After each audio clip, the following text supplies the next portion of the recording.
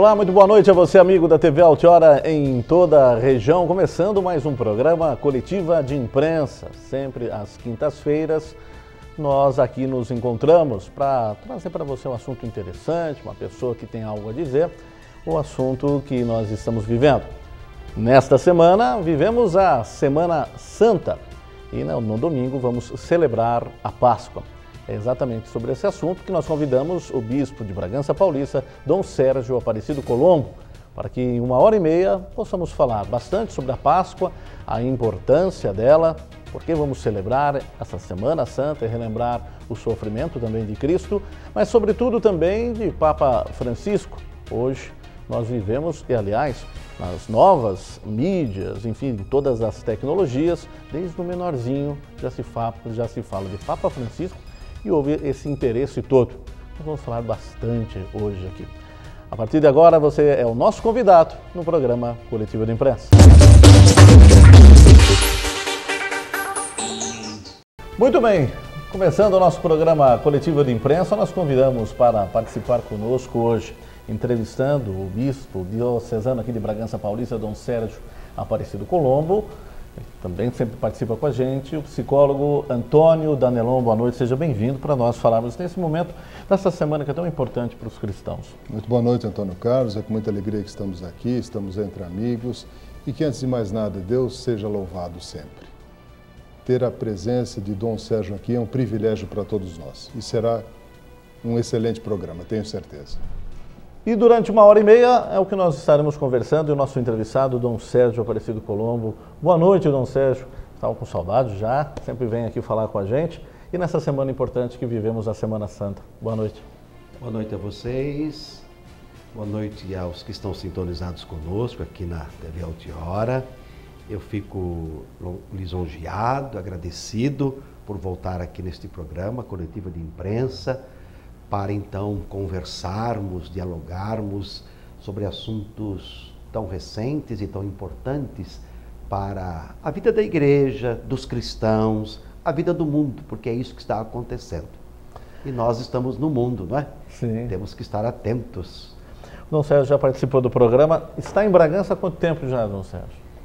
Em dezembro passado, dia 6 de dezembro, eu completei 3 anos de Bragança. 3 anos. Então já estou no 4º ano aqui em Bragança. Já bebeu da água, já se sente um bragantino? Já bebi da água, já me ambientei, portanto, e estou aqui procurando realizar a minha vocação, realizar o papel, não é, que me foi confiado, a missão melhor, não é, de bispo desta igreja particular, de Bragança Paulista. Muito bem, é lógico que também nós vamos falar sobre o novo Papa, o Papa Francisco. Nós vamos estar falando, é evidente que é o assunto também desse momento em que o mundo inteiro assistiu e está vendo e acompanhando dia após dia. Mas nós vivemos a Semana Santa também, Dom Sérgio. Eu lembro que nós conversamos no passado sobre a importância do Natal, que as pessoas não poderiam perder o verdadeiro sentido, a essência do Natal. Pergunto agora em relação à Páscoa. Nós estamos vivendo essa Semana Santa e, posteriormente, agora domingo, celebramos a Páscoa. Há essa conscientização, todo mundo sabe que nós estamos vivendo, ou ainda começa a se perder com essa tecnologia toda, com o mundo em atividade, de se pensar só no ovo de Páscoa?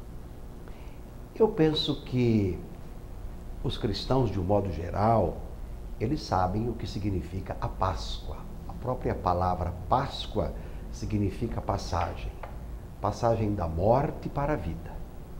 Na verdade, todos nós, cristãos ou não cristãos, estamos fazendo uma Páscoa. Quer dizer, estamos passando. Haverá um dia em que nós vamos nos despedir deste mundo e vamos para a eternidade. Não é verdade? A nossa Páscoa definitiva. Como Jesus teve a sua Páscoa definitiva, com a sua morte. Mas ele ressuscitou e ele vive para sempre. E a partir da sua ressurreição foi constituído Senhor. Aquele que morreu não simplesmente voltou à vida. Aquele que morreu ressuscitou e ele é o Senhor. É ele que conduz a história. É ele que conduz a história para a sua plenitude. Então, este é o sentido da Páscoa. Claro que Na Páscoa nós não dispensamos um ovo de Páscoa. Seria impossível você desassociar. Claro que nós, enquanto cristãos, não podemos parar no ovo de Páscoa. Quem sabe compreender sempre mais o sentido do ovo de Páscoa. O ovo sempre aponta para a vida, a um ponto em que a vida explode, né? Ela aparece. Então talvez esse é o sentido do ovo de Páscoa, que não pode, como eu acabei de dizer, parar no material, no comercial, não é? Parar na periferia das coisas. É preciso aprofundar este sentido. Não podemos celebrar a Páscoa só com o ovo de Páscoa. Precisamos, enquanto cristãos, então, enquanto pessoas que creem nesta igreja cristã ou em outra igreja cristã, como este acontecimento fundante que explica toda a vida cristã, que explica tudo aquilo que está lá no Antigo Testamento. Porque todo ele nos preparou para isto, nos conduziu para isto, para a Páscoa.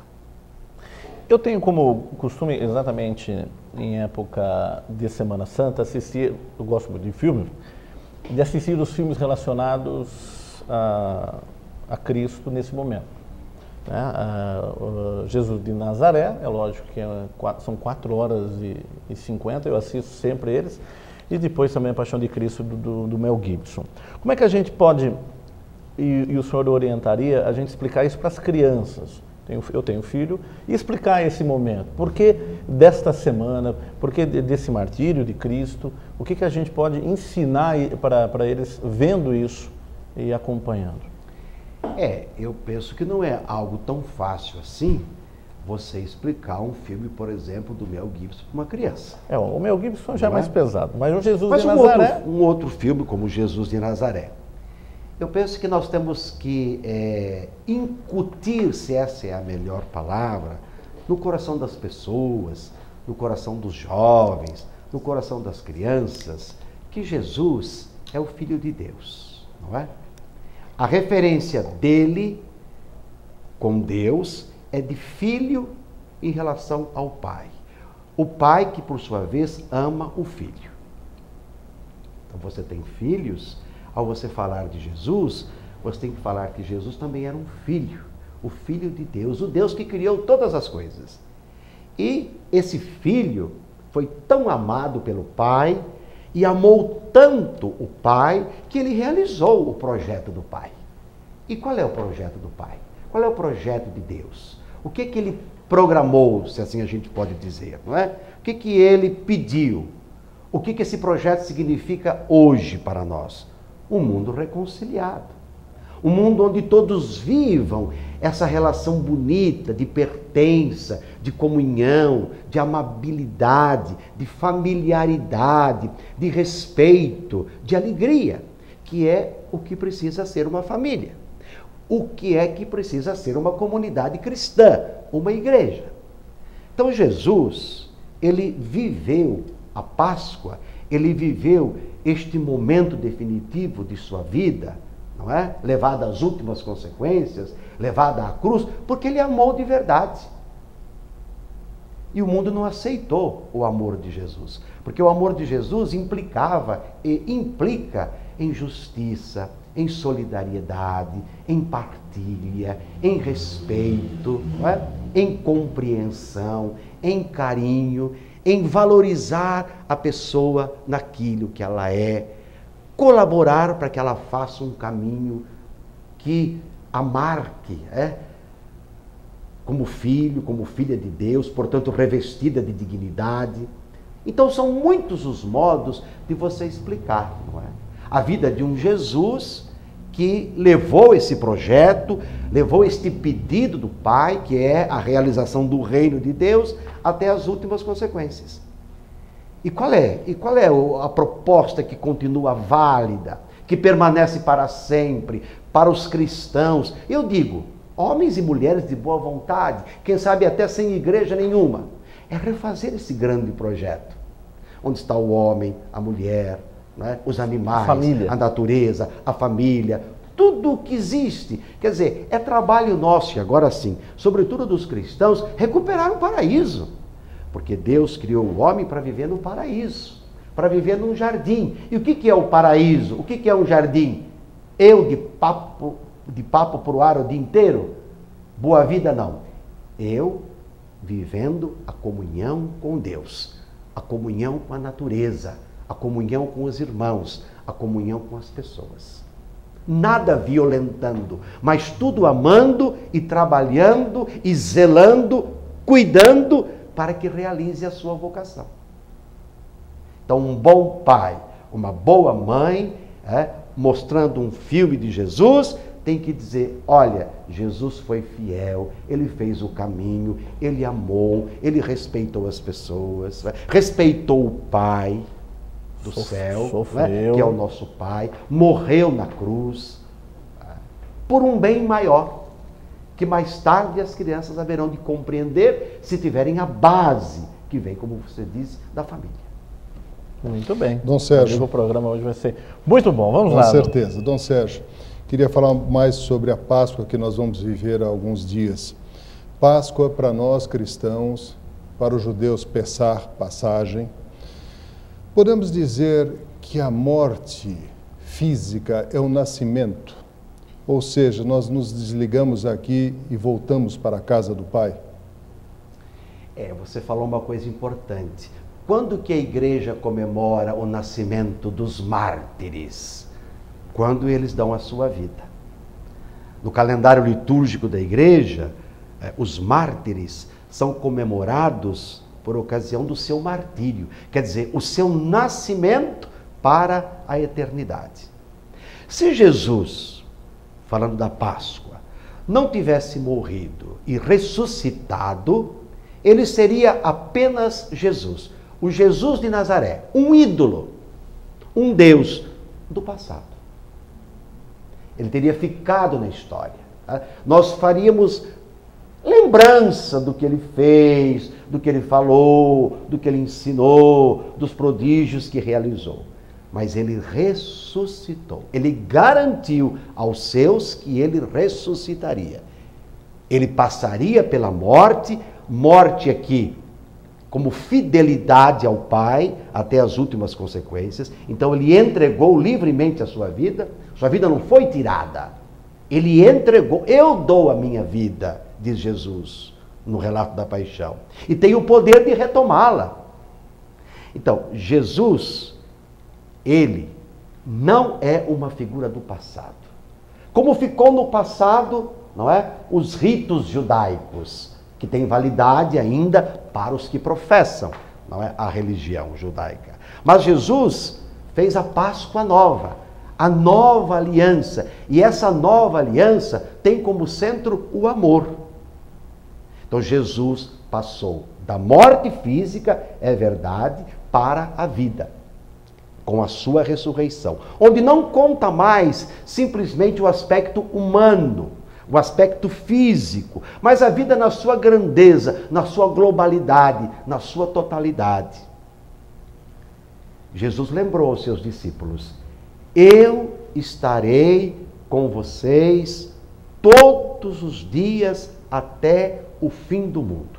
Então, aquela presença física de Jesus, que desaparece com a sua morte, ela continua através da igreja, através dos seus, através daqueles que dão a sua adesão a Ele, caminham com Ele, abraçam a causa dEle, o projeto dEle, que é o reino, como fizeram os santos, os mártires, desde o tempo dos apóstolos até hoje.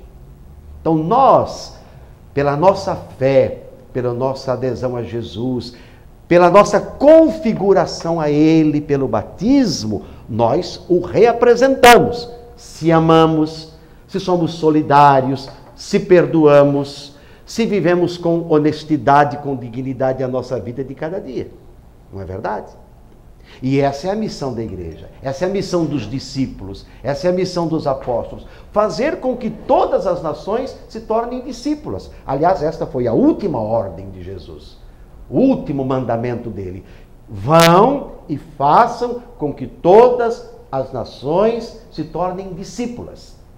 Foi lá em Jerusalém, para onde ele conduziu os apóstolos, não é? No dia, não é? Que ele voltou para o céu, na festa da Ascensão, falando pedagogicamente do Evangelho, não é?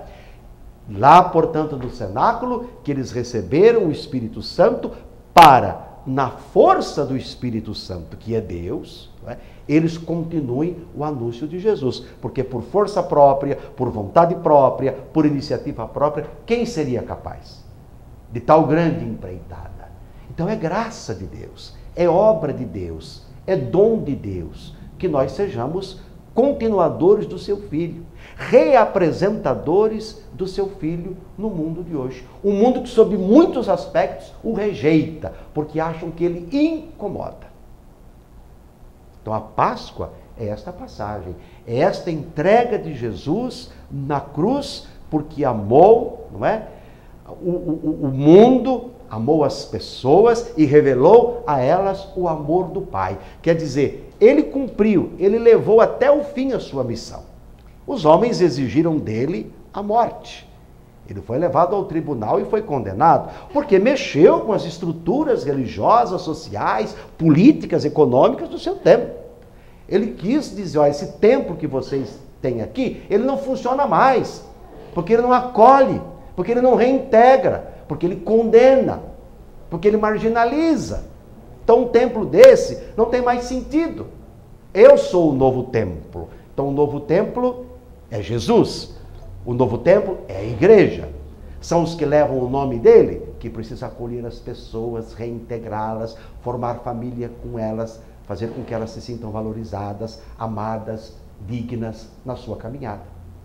Então a Páscoa é todo esse contexto bonito, não de sofrimento apenas. Porque às vezes as pessoas fazem questão, né, de acompanhar, como você disse, uma procissão do Senhor morto, o que é muito bonito, e devem, fazem questão de ir numa apresentação teatral da paixão de Jesus. Tudo bem, só que a Páscoa, a paixão e a morte de Jesus é muito mais do que isso. É um projeto de vida para mudar o mundo, para mudar as relações, para mudar as pessoas.